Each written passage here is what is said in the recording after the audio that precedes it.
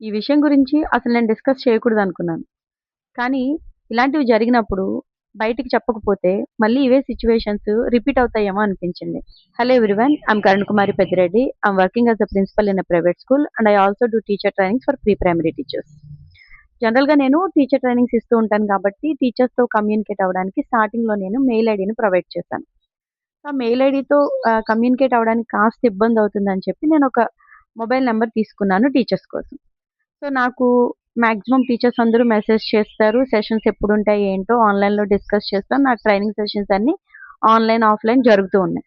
అయితే ర్యాండమ్‌గా నాకొక కాలొచ్చింది. ఓకే. కాలొచ్చినప్పుడు ప్రొఫెషనల్ కాలే వచ్చిందనుకుంటాం కాబట్టి నేను లిఫ్ట్ చేశాను. సో, అవతల వ్యక్తి మాట్లాడడం స్టార్ట్ చేశారనమాట. మేడం మీరెక్కడ? మీ స్కూల్ ఎక్కడ? మీది ఏ ఏరియా? ఇలా ర్యాండమ్‌గా క్వెషన్స్ అడుగుతూ ఉంటే ప్రొఫెషనల్ కాల్ అనుకుంటాం కదా! నేను పొలైట్‌గానే ఆన్సర్ చేస్తున్నా. సో అండ్ సో అండి. ఓకే. చెప్పండి మీ స్కూల్‌కి ఏం రిక్వైర్‌మెంట్ ఉందని అడిగా. దెన్ హి స్టార్టెడ్ నేను మీకు అడ్మిషన్స్ ఇస్తానండి. నా దగ్గర చాలా అడ్మిషన్స్ ఉన్నాయి. ఇట్లా స్టార్ట్ చేశాడనమాట. నాకప్పుడు కోపం రాలేదు. చాలా బాధనిపించింది. అంటే ఇప్పుడు ప్రెజెంట్ సిట్యుయేషన్స్ ఎట్లా తయారైనాయంటే టీచర్స్ అడ్మిషన్స్ అంటే మాట్లాడతారు. సో, అవతల వ్యక్తి పర్స్పెక్టివ్ అలా ఉందా టీచర్స్ మీద అనిపించింది.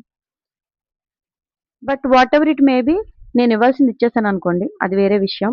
But end of the day I felt something లో అన్నమాట. సో, టీచర్స్ అంటే ఇలా ఉందా అని. సో, నేనేం చెప్పాలనుకుంటున్నానంటే సోషల్ మీడియాలో ఇలాంటివి సహజం. సో, ఫస్ట్ థింగ్ వాటికి మనం ప్రిపేర్డ్‌గా ఉండాలి. దేనికి భయపడాల్సిన అవసరం లేదు. We have support system. And teachers దయచేసి అడ్మిషన్స్ చేసేటప్పుడు జాగ్రత్తగుండండి. ఇలాంటి చెత్త కూడా మనకు తగులుతుంది.